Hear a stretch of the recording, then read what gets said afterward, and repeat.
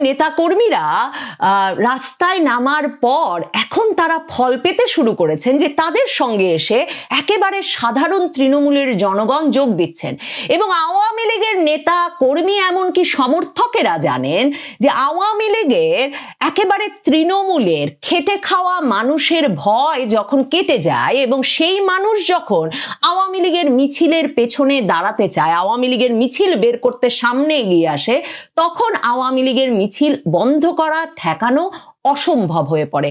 সরকারের আশঙ্কা, শঙ্কা, ভয় সেখানেই।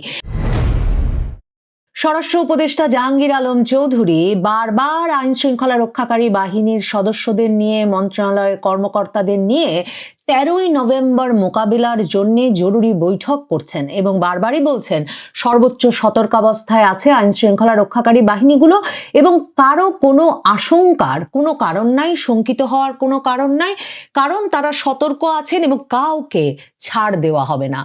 অথচ সোমবার থেকে যে ককটেল বিস্ফোরণ, বাসে আগুন দেওয়া, ট্রেনে আগুন দেওয়ার ঘটনাগুলো ঘটছে, সারা দেশ জুড়েই ঘটছে এবং বিশেষ করে রাজধানী ঢাকায় ঘটছে।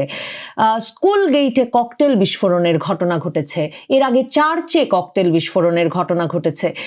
সরকার এখন পর্যন্ত সুনির্দিষ্ট করে বলতে পারছে না যে কারা এই সব ঘটনাগুলো ঘটাচ্ছে। এমনকি জাতীয় নাগরিক পার্টি এনসিপির ভবনের সামনেও ককটেল বিস্ফোরণের ঘটনা ঘটেছে এবং সেই ককটেল বিস্ফোরণের পর যারা ঘটনা ঘটিয়েছে, এনসিপির কোনো নেতাকর্মী দাবি করেছেন তারা ধাওয়া করে তাদেরকে ধরে, তাদের মধ্যে দুজনকে ধরে পুলিশেও সোপর্দ করেছেন। কিন্তু পুলিশের কোনো ক্লু নাই যে এর সঙ্গে 13ই নভেম্বরের কোনো সম্পর্ক আছে কিনা। মানে আওয়ামী লীগের কর্মসূচি ঠেকাতে তারা সর্বোচ্চ সতর্কাবস্থায় আছে, আওয়ামী লীগের নেতা কর্মীদের প্রতিদিনই গ্রেফতার করা হচ্ছে, কিন্তু আওয়ামী লীগ লকডাউনের নামে আসলে ঠিক কি করবে সে বিষয়ে সরকারের কোনো ধারণা নাই এবং তার চেয়েও আশঙ্কার কথা হচ্ছে সরকারের কাছে কোনো গোয়েন্দা তথ্য নাই, সরকারের কাছে তার তদন্তের পরিপ্রেক্ষিতে কোনো তথ্য নাই যে এই যে বাংলাদেশ জুড়ে ককটেল বিস্ফোরণ, গাড়িতে আগুন, এসব ঘটনাগুলো ঘটতে পারছে সেগুলো কিভাবে ঘটতে পারছে।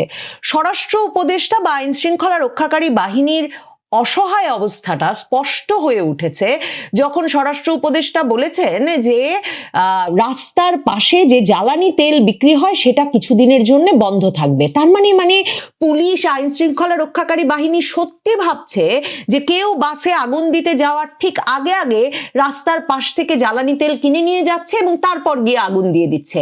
মানে সারা দেশে যখন বিপুল পরিমাণ অস্ত্র সন্ত্রাসীদের হাতে আছে, সেটা 2024-এর জুলাই আগস্টের পর থেকে নিশ্চিত। এই কিছুদিন আগেও অস্ত্রের চালান ধরা পড়েছে। স্বরাষ্ট্র উপদেষ্টাদের কড়া নিরাপত্তার মধ্যে থাকা বিমানবন্দরের কার্গো ভিলেজ আগুন লাগার পর যেটা সর্বোচ্চ সতর্ক নিরাপত্তা বাহিনীর সতর্ক প্রহরার মধ্যে ছিল, সেখান থেকে অত্যাধুনিক অস্ত্র চুরি হয়ে গেছে আর অস্ত্র সংগ্রহ হচ্ছে, বোমা বানানো চলছে কারণ দিকে দিকে ককটেল বিস্ফোরণের ঘটনা ঘটছে। তার মানে একটা বড় ধরনের বিস্ফোরকের ভান্ডারও গড়ে উঠছে, দেশি বোমা বানানোর কারখানা গড়ে উঠছে বা দলগুলো গড়ে উঠেছে এবং তারা বিভিন্ন জায়গায় দেশি বোমা বানাচ্ছে, ফোটাচ্ছে সেসব বোমা। আর সরকার বলছে এখন তারা জ্বালানি তেল বিক্রি বন্ধ করে দেবে রাস্তার পাশে যাতে আর আগুন লাগানোর ঘটনা না ঘটে। সরকার দায়িত্ব আমাদের ওপরেও দিয়ে দিচ্ছে। মানে আওয়ামী লীগের লকডাউন কিভাবে সফল হচ্ছে সরকারের আতঙ্কে, সরকারের অদক্ষতায়, সেটা একদম স্পষ্ট হয়ে উঠছে। সরকার বলছে শঙ্কিত হওয়া যাবে না, কিন্তু সরকার যে কিছুর নিয়ন্ত্রণে নাই, সে যে আইন শৃঙ্খলা রক্ষা ব্যবস্থাটা আসলে কার্যকর রাখতে পারছে না, তার পুলিশের পক্ষে যে সব সম্ভব না, তার কাছে যে কোনো গোয়েন্দা তথ্য নাই, সেটা যখন পরিষ্কার, বারবার সরকার বলছে যে এ ধরনের ঘটনা প্রতিরোধে সাধারণ মানুষকে এগিয়ে আসতে হবে। সরকারের হতাশার জায়গা আরেকটা এটা, যেটা লকডাউন কর্মসূচিকে, আওয়ামী লীগের লকডাউন কর্মসূচির প্রতি যে মানুষের বা আওয়ামী লীগের যে কোনো কর্মসূচির প্রতি, আওয়ামী লীগের প্রতি সাধারণ মানুষের এক ধরনের সিম্প্যাথি, এক ধরনের সমর্থন এবং আওয়ামী লীগের রাজনীতির প্রতি, আওয়ামী লীগ মাঠে আসার প্রতি সাধারণ মানুষের এক ধরনের প্রত্যাশার আঁচ পাচ্ছেন সরকার বিভিন্নভাবে। কারণ ধরেন গত প্রায় মাস তিনেক আগে থেকে কিন্তু DMP, CMP, Dhaka metropolitan police, Chittagong metropolitan police তারা বিভিন্ন জায়গায় মাইকিং করে এবং বিবৃতি দিয়ে, বিজ্ঞপ্তি দিয়ে জানিয়েছে যে সাধারণ মানুষ যেন হোটেলে, তারপর মেসে, ছাত্রাবাসে, যেখানে যেখানে বা ভাড়া বাড়িতে যেখানে যেখানে আওয়ামী লীগ এবং এর অঙ্গ সংগঠনের নেতা কর্মীরা থাকেন বা তারা জড়ো হন, সেগুলো যেন সাধারণ জনগণ পুলিশকে জানিয়ে দেয়। দেখেন, পুলিশের এই পদ্ধতি কিন্তু এর আগে সফল হয়েছে। যখন জঙ্গিবাদ বিরোধী অভিযান চলেছে, তখন জঙ্গি সংগঠনগুলোকে ধরিয়ে দিতে পুলিশের এ ধরনের অভিযান সফল হয়েছে, মানে এ ধরনের আহ্বান সফল হয়েছে। কারণ সমাজের লোক, পাড়া প্রতিবেশী, সাধারণ মানুষ তারা সত্যিকার অর্থেই তাদেরকে সমাজের জন্য ঝুঁকিপূর্ণ মনে করেছে। এমনকি পরিবারের লোক, পরিবারের সদস্যদের বিষয়ে পুলিশকে জানিয়ে দিয়েছে। কিন্তু পুলিশ, মানে সরকার তো সন্ত্রাসবাদ বিরোধী আইনে আওয়ামী লীগকে নিষিদ্ধ করেছে, কিন্তু সাধারণ মানুষ যে আওয়ামী লীগকে সন্ত্রাসী সংগঠন মনে করে না, আওয়ামী লীগ রাজনৈতিক কর্মকাণ্ডে ফিরে আসুক সেটাতে সাধারণ মানুষের একটা প্রচ্ছন্ন সমর্থন আছে, সেটা টের পেয়ে সেটাও কিন্তু আইন শৃঙ্খলা রক্ষাকারী বাহিনীকে তো হতাশ করছেই, স্বরাষ্ট্র উপদেষ্টা সহ সরকারকেও হতাশ করেছে। কারণ সরকার এত মাস ধরে এই প্রচার চালিয়ে এসেছে যে আওয়ামী লীগ মাঠে নামা মাত্র আওয়ামী লীগকে নাকি পিটিয়ে সাধারণ মানুষ তাড়িয়ে দেবে।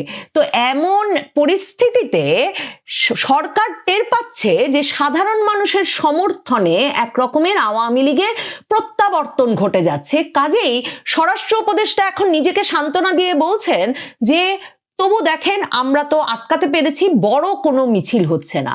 তো বড় কোনো মিছিল ঠেকানোর জন্য তো এত সর্বোচ্চ তৎপরতা আমরা এত মাস ধরে দেখি নাই। মানে আওয়ামী লীগের 20 জনের ঝটিকা মিছিল নিয়েও তো আমরা প্রধান উপদেষ্টার যমুনাতে আইন শৃঙ্খলা রক্ষাকারী বাহিনীর বিশেষ মিটিং হতে দেখেছি যে কি করে ওই 20 জনের ঝটিকা মিছিল হতে পারছে। আমরা তো দেখেছি যে পুলিশের লোকের চাকরি প্রত্যাহার হয়ে গেছে কারণ ওই 20 জনের মিছিল না ঠেকিয়ে বেচারা পুলিশ সে সময় কেন দুপুরের খাবার খেতে গেছিল। কাজেই বড় মিছিল নিয়ে তো বিষয় না। তার মানে সরকারের যে গোয়েন্দা তথ্যের কথা সরকার বলছে, সেই গোয়েন্দা তথ্য তাদের কাছে প্রকৃত অর্থেই আছে যে আওয়ামী লীগ 1 লক্ষ লোকের বা একটা বিরাট জনসমাবেশ ঘটিয়ে ফেলতে পারে 13 তারিখ। সেই শঙ্কাটা এমন ভাবে কুড়ে কুড়ে খাচ্ছে স্বরাষ্ট্র উপদেষ্টা সহ আইন শৃঙ্খলা রক্ষাকারী বাহিনীকে যে তাদের জন্য এখন এই যে ককটেল বিস্ফোরণ হচ্ছে, গাড়িতে আগুন লাগছে, জনমনের শঙ্কা, নিরাপত্তার ঝুঁকি, এগুলোর চেয়েও আওয়ামী লীগের বড় মিছিল ঠেকিয়ে দেওয়া যায় কিনা সেটা আরো বড় লক্ষ্য হয়ে দাঁড়িয়েছে। এ কারণে সরকার কিন্তু আন্তর্জাতিক অপরাধ ট্রাইব্যুনাল এবং তার আশপাশের জায়গায় জনসমাবেশ নিষিদ্ধ করেছে। 4 জনের বেশি ব্যক্তি একসঙ্গে চলাফেরা করতে পারবে না, এ ধরনের নির্দেশনাও দিয়ে দিয়েছে। কিন্তু আওয়ামী লীগের লকডাউন কর্মসূচিটা কি? আওয়ামী লীগের লকডাউন কর্মসূচিটা, মানে এই লকডাউন শব্দটা রাজনৈতিক কর্মসূচির ক্ষেত্রে তো আমরা আগে ব্যবহৃত হতে দেখিনি। আমরা এই লকডাউন শব্দটা শুনেছিলাম করোনার সময়, যে করোনাতে বলা হয়েছিল যে লকডাউন মানে হচ্ছে গিয়ে যে একেবারে আপনি বাড়িতে থাকবেন, অফিস যাবেন না, স্কুল কলেজে যাবেন না, রাস্তা খালি এবং সকল মানে স্বাভাবিক জীবন থেকে নিজেকে বিচ্যুত করে আপনি ঘরে থাকবেন। কিংবা পরবর্তীতে যেটা হলো যে লকডাউন হলো, আপনি স্বাভাবিক জীবন চালিয়ে গেলেন কিন্তু বাড়ি বসে চালিয়ে গেলেন। আওয়ামী লীগের ফেসবুক পেজে যদি যান তাহলে বুঝবেন যে আওয়ামী লীগের নেতারা যে আহ্বান জানাচ্ছেন, নেতাকর্মীরা, সেখানে তারা বলছেন যে আপনারা কাজে যাবেন না, স্কুল কলেজে যাবেন না, আপনারা বাড়িতে থাকবেন, যে যেখানে আছেন সেখানে থাকবেন। এবং তারা অন্যদিকে তাদের নেতা কর্মী সমর্থক যারা রাজনৈতিক কর্মসূচিতে সরাসরি অংশ নিতে আগ্রহী, তারা মিছিলের ডাক দিচ্ছেন, তারা জড়ো হওয়ার ডাক দিচ্ছেন, প্রতিবাদের ডাক দিচ্ছেন। তার মানে সাধারণ মানুষ ঘরে থাকবেন, বাইরের বাইরে বেরোবেন না, স্বাভাবিক কার্যক্রম ব্যাহত হবে ঢাকায়। সেই অবস্থাটাই কিন্তু আওয়ামী লীগের এই লকডাউন কর্মসূচির উদ্দেশ্য। এখন সরকার যেহেতু আইন শৃঙ্খলা ব্যবস্থা একেবারে নিয়ন্ত্রণে রাখতে পারছে না এবং সরকারের কোনো ক্লু নাই কে কোথায় মানে প্রকাশ্যে গুলি করে মারছে। গতকাল পুরান ঢাকায় যে ঘটনা ঘটেছে, শীর্ষ সন্ত্রাসীদের দুই গ্রুপের এক গ্রুপ আরেক গ্রুপকে গিয়ে প্রকাশ্য দিবালকে গুলি করে মেরে ফেলেছে।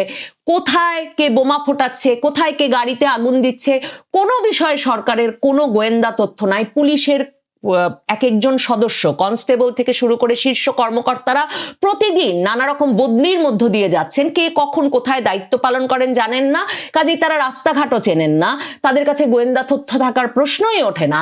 এই অবস্থায় সাধারণ মানুষ যে শঙ্কায় পড়বেন এবং এই সরকারের ওপর ভরসা করবেন না, এবং তার ফলে তারা যে 13 তারিখ রাস্তায় কম বের হবেন, সেটা বুঝতে তো বিরাট কোনো বিজ্ঞানী হওয়ার প্রয়োজন নাই, মানে বিরাট কোনো রাজনৈতিক বিশ্লেষক হওয়ার প্রয়োজন নাই।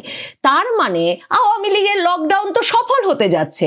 আওয়ামী লীগের এই লকডাউনের আগে পরিস্থিতিটা যা দাঁড়িয়েছে, এবং সরকার যেহেতু এগুলো বন্ধ করতে পারছে না, সাধারণ মানুষকেই পুলিশকে বরং তথ্য দিতে বলছে, এই অবস্থায় খুব স্বাভাবিকভাবে সেদিন লোকে কাজে কম যাবেন, সেদিন গাড়ি কম বের করবেন লোকে, কারণ নিজেদের ব্যক্তিগত গাড়ির নিরাপত্তার জন্য যেসব অফিস নিজেদের গাড়ি দিয়ে তাদের কর্মীদেরকে কাজে নিয়ে যান, যেসব বিশ্ববিদ্যালয় তাদের ছাত্রছাত্রীদের গাড়ি দিয়ে তাদের শিক্ষা প্রতিষ্ঠানে নিয়ে যান, যেসব স্কুল সেটা করে, প্রত্যেকে তাদের গাড়িগুলো নিরাপদে রাখতে, তাদের সম্পদ নিরাপদে রাখতে এই সময়টায় গাড়ি কম বের করবেন।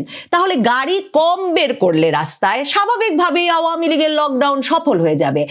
আওয়ামী লীগ আসলে এর চেয়েও যা